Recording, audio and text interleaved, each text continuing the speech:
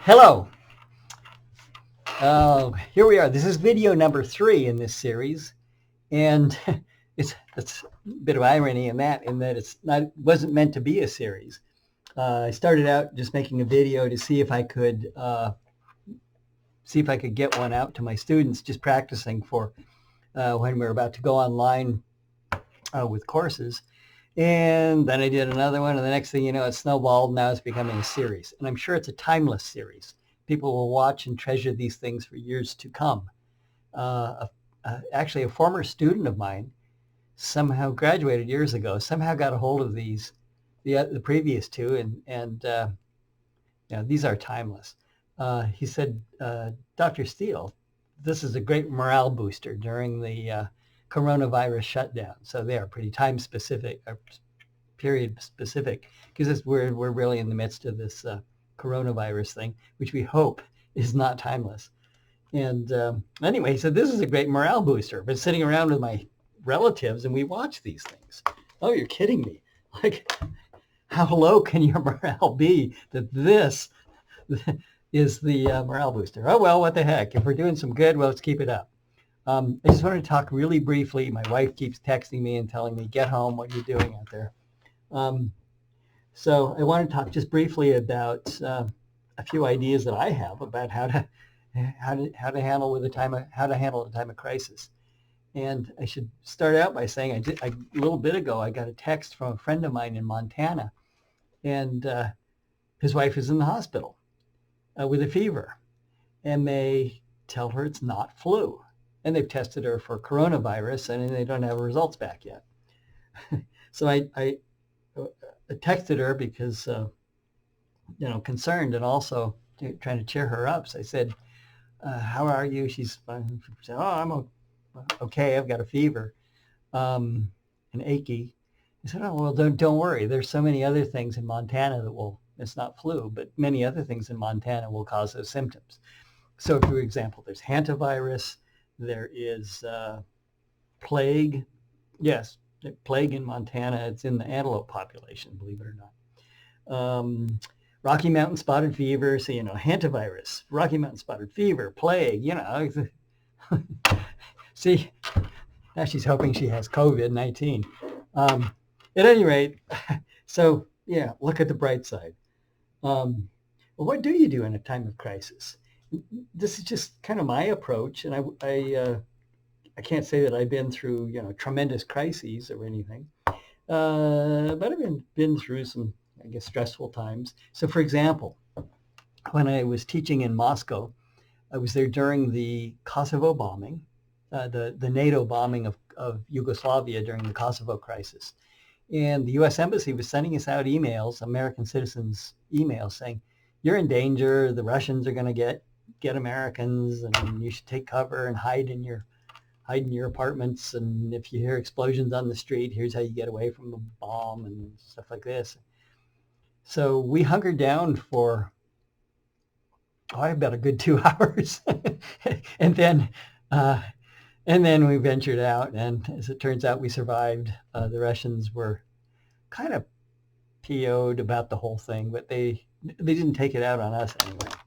And I didn't see anything too terrifying. But at any rate, well, okay, I guess that's my experience with high stress and danger.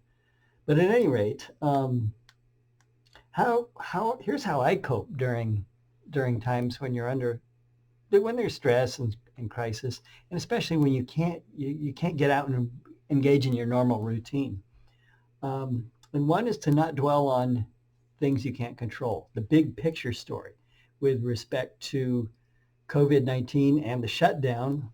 I can't do anything about it, and neither can you, probably not.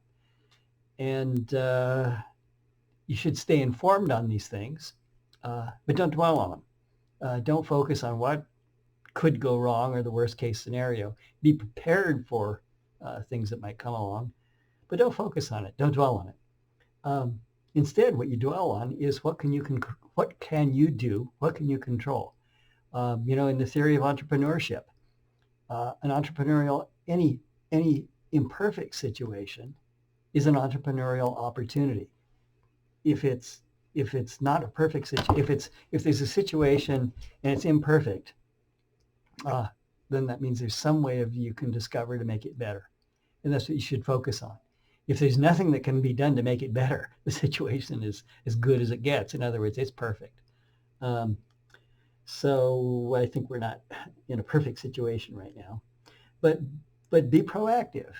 What is it that you can think about what you can do with your current situation to help yourself and people around you? So right now we are working like mad, getting ready for taking our courses online. Things are going pretty well with that, but there's a huge amount of work. And I am laying stuff out that I need to do. I write it down. I set my tasks down, start trying to knock those off, following the schedule, seeing what other people need, and how I can kind of push that along. So just in general, what I do is I write down goals so that I know where I'm going. So write down some goals. And then what are the steps? What are the tasks, the things that you need to do to achieve those things? And then I write down a list of things I have to do for the day. Write it down. And then you start checking those things off. Believe me, you have more to do than you can possibly do in a day if you do this right. So there's plenty to do. And when you're active like that, when you're actually tackling problems and making them better, you start to realize that this thing makes you feel better about it. You're more positive. Another thing that I am doing is kind of I focus on the physical side, and I do recommend that. I'm on a running schedule, getting ready for ultra marathons, and at some point we'll get back into that. I've got a 100-mile race coming up in September, and that takes training. I can't lay off from that, so I'm doing as much as I can. I've got a sticking to my schedule, I should say, not running as much as I can, running the appropriate amount.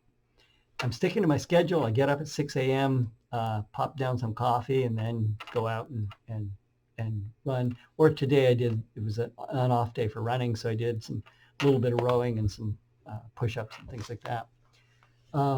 But be active. You can stretch. If you're quarantined, you're stuck in a place, you can stretch. You can do yoga, push-ups, do something. But stay physically active. That energizes your brain too. It's good for you. Another thing I strongly recommend is, of course, eat properly and things. But of course, use your hand sanitizer. Follow whatever advice the doctors have given us, the epidemiologists, for staying well. Keep your social distance. So, mental, physical. One more thing is to think about the spiritual dimensions of things. What are your values? Who are you? How can you be of service to people around you? How can you make things better? This is a great time it's always a great time to think about those things, but this is a time when we've got we've got opportunities to do it that maybe are a little bit different. And so focus on that. Focus on the things that you can do, and you'd be surprised how interesting this time can be. I know if my friend in Montana turns out to have COVID-19 and then survives, which I think she will, she's going to say, I was one of the ones. It's awesome. I had West Nile during one of the big West Nile things, and I'm so proud of that. But at any rate, stay well, stay healthy. I know I need to show my hat. Wasn't wearing it at the start, but there it is. And it's the tan one today. And I'll have we'll have more soon. I may have my I'm going to put some of my my history of economic thought lectures up on YouTube. Let me tell you, when those come up, they really will be timeless. Oops, it's not a touch screen.